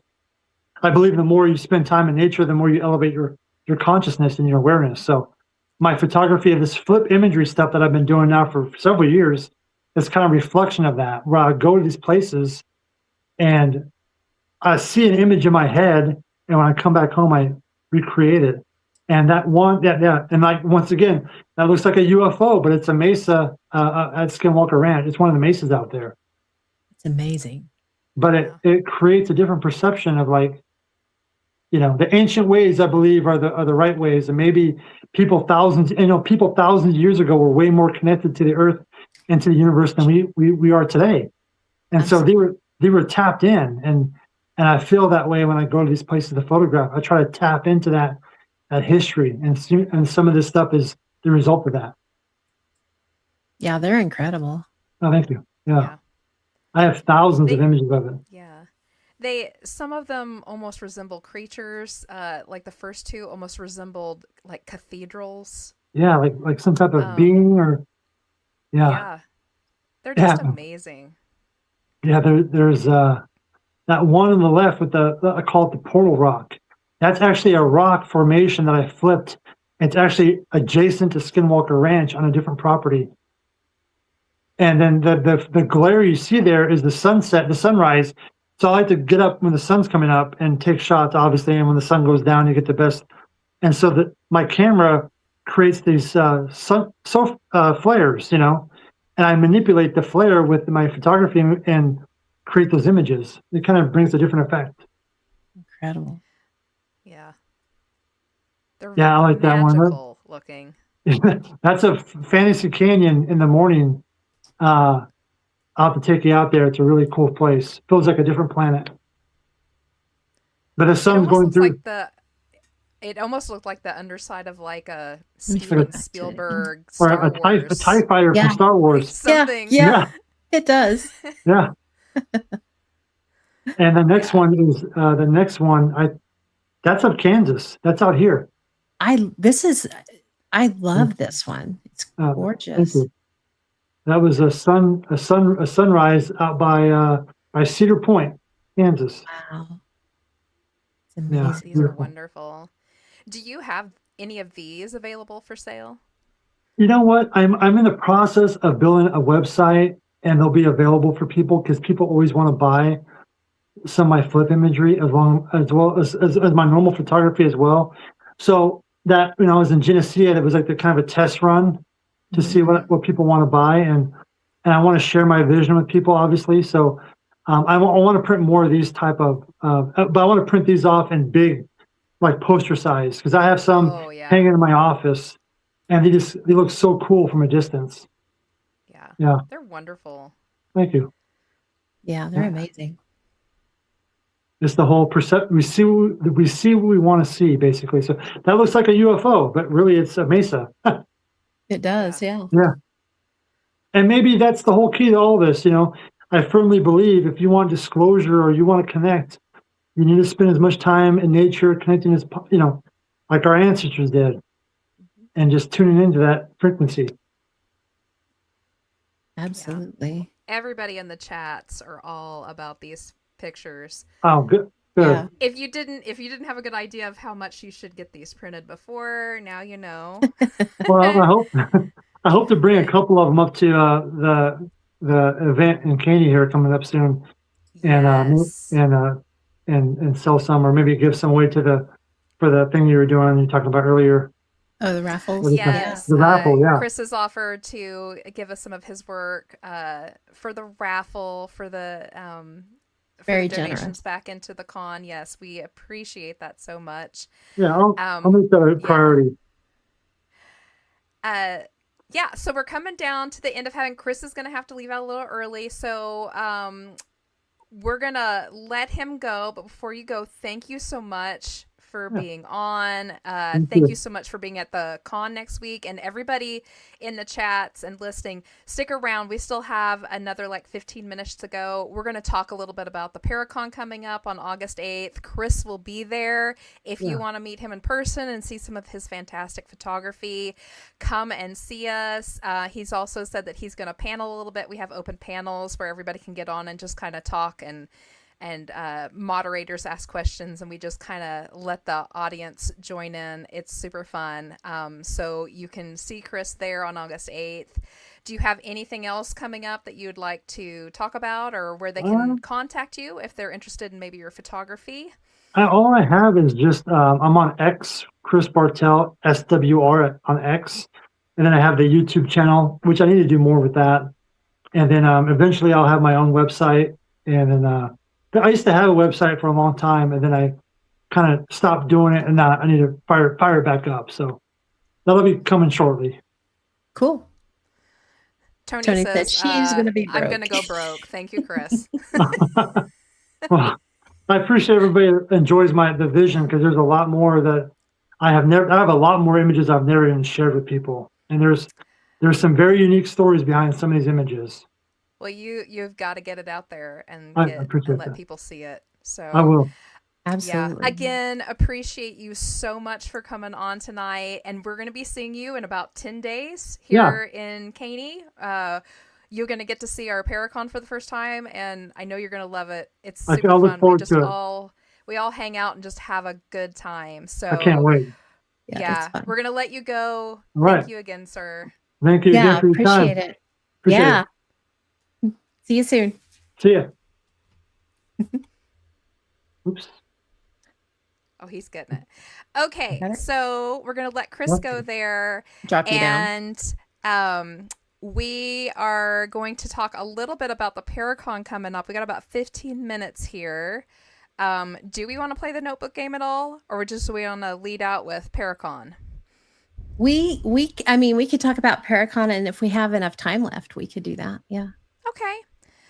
Yeah. So why don't you, Pam, get us started on Paracon details? I've got to grab a drink really fast. I'm out, Okay. and my throat is so dry. I will be right back. Sounds good. Well, we do. I just pulled up a couple of flyers here. It's got our moderators, prisoners, and panelists on it. We've got a lot of good stuff that's going to be happening this year. Um, we have a panel called Cryptids and High Strangeness, Coincidence or Connection, and it will be moderated by Coleman Atchley. Coleman is from Red Dirt Cryptids out of Oklahoma, and he is a really cool guy, and he's got some fascinating stories. So this is the perfect thing for him to panel. It'll be a lot of fun. And we have this year Lisa Livingston Martin and her son Alex. They will be there from Dark Ozarks, and they're doing a presentation on Missouri folklore and legends. And she is extremely knowledgeable when it comes to Missouri, everything Missouri. So it'll be a really good one too. And then Enzo is going to be doing a presentation of the history of UFO photography and how to photograph and record your UFO sightings. And that's one that he was working on last year, and right in the middle of it, the ceiling decided to come down. So he brought the house down, is what we like to say. Sure did. And bring your own umbrellas or ways to stay dry for sure, just in case. Yes, there we go. Poncho's not included. And then we have Mark Bannon. He's with our team, Bordertown. He's going to be paneling Hollywood versus reality. Does entertainment shape our beliefs in UFOs? That'll be a really good one too. I can't wait for that one. And then we have Russell Reynolds Jr. and Russell Reynolds Sr. They're from Missouri Cold Spotters, and they're going to be doing a presentation on residual hauntings and demonology.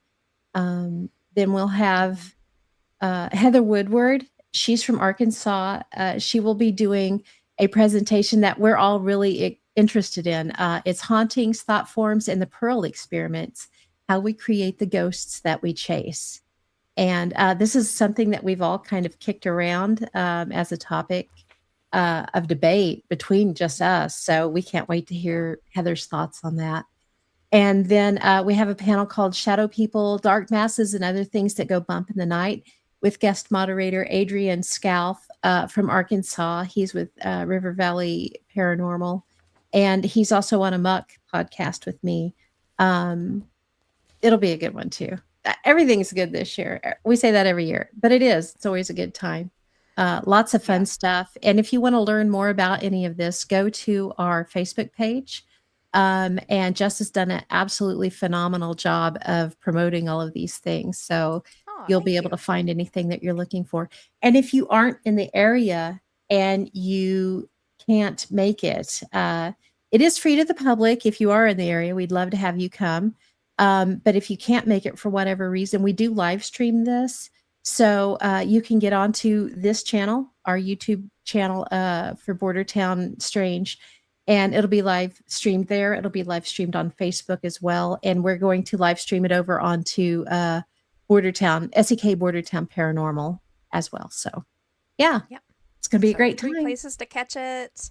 And if you can't even watch it that day, it will be up on our YouTube page for you to watch anytime that you want. In fact, if you want to, you can go back and watch some past stuff. So you can actually watch the moment that the roof came down in on Enzo.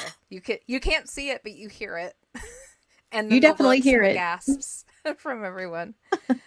Yeah, it's definitely going to be a good year. We really thought it was going to be a rebuilding year because of the accident that happened last year.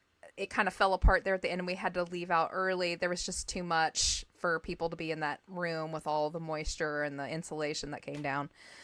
But we're really excited this year. We have a new board that we started to kind of help take up some of the slack, some of the we were all just a little overwhelmed because every year the con gets bigger and every year there's a little bit more work to do, new ideas to hash out, and the board has really helped. And all of the board members will be there that day. So you'll have to thank them because we thank them so much for taking the pressure off. We were talking about that earlier. Usually about this time, we're pulling our hair out. We're completely out of money and we're about ready to scream. But not this year. It has been extraordinarily pleasant. So, yeah. Tons of raffles there. Come in and get tickets for the raffles. The raffles really help keep the Paracon free for everyone. We have some fantastic stuff this year. We have our usuals, our big ghost hunting kit, our UFO hunting kit, our Bigfoot cryptid hunting kit. We're going to have a dowsing kit and a tarot kit, and we have a really fun seance kit this year. It's the old-fashioned seance setup with your table and all of that. It should be super fun. Pat Fitzhugh gave us a couple of books for Bell Witch that are signed for you to get. Christy Campbell's giving away free readings. Lindsay Miles giving away a tarot reading. We're giving away an investigation for 2 at the Haunted Greg Theater with us. We also have an investigation overnight for 5 at the Fremont County Jail in Iowa, which is a huge one. That's a big package deal that they're giving away. They donated that. We appreciate them so much. Yes, amazing. Cryptid baskets, tons of authors' books that are signed. And now Chris Bartel has wonderfully given us, he's going to be giving us some signed photographs of Skinwalker Ranch that he took to put into the raffles too. So don't miss it. If you want to be a part of the raffles, you have to be there that day. And you also have to be there at 7 p.m. when we announce the winners. So get in there and get your raffle tickets in for all the good stuff. It's going to be a great day. Cannot wait. Yeah. I think the only other thing we could talk about, we have a dowsing workshop this year. So if you're interested in learning how to dowse, it's a quick 1-hour workshop. It's low ticket prices. You can get up on our webpage right now, www.bordertownparanormal.com, and get your tickets that way, or you can get them the day of. And then just tons of food. We've got lots of food options this year. We have our concession stand, and in the morning, can coffee and donuts will be set up so you can get your morning coffee and a donut and munch and watch your favorite panel or presentation. And then at 11 o'clock, we have a big taco truck setting up out at the front with a full eatery, and you can go out there and have lunch and munch all afternoon into the evening. It's going to be fun. A little bit more about the workshop too. Your ticket price will include a set of copper dowsing rods and a crystal dowsing pendant as well. Yep. So yeah, and instructions. We won't send you home without those. Yeah. And you don't have to, they will teach you not only how to kind of look for spirit like you see on the TV shows, but those dowsing rods are good for other things too. You can find water, you can find power lines, you can find unmarked graves. Just about anything you can think of, you can learn to find with these rods. So it's really neat. All right. Very cool. We've got you want to talk about? We've got a few minutes. Do you want to maybe the first 2 people to throw out a notebook number 1 through 5 and a page number 1 through 100? Maybe we can do a couple Everybody of. hurry up and throw yours up. Yeah. Couple of notebook we'll go until we things run in out there. of time.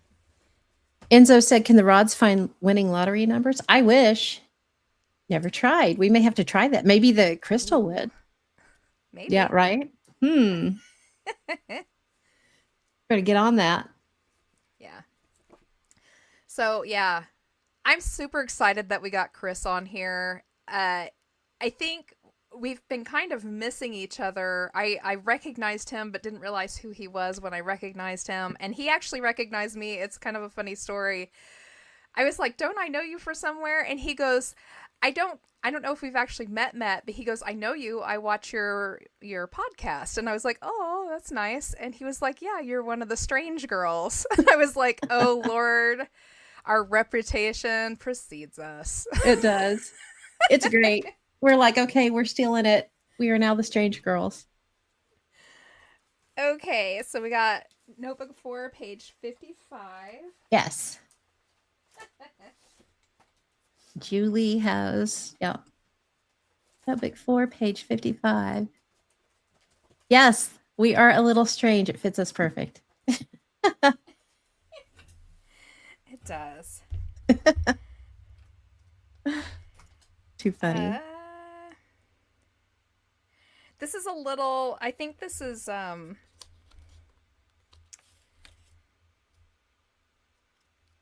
think this might be, I don't know. Okay, I'm just going to read it. I'm not sure what it pertains to. I don't have it marked. I was walking home from school. Once I got home, I left my backpack on the couch. My mom had a shocked look on her face. I asked her what was wrong.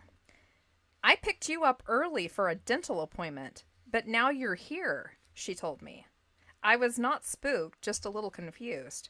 I gave her a hug and went to grab my backpack off the couch, which I left when I got home. But it wasn't there.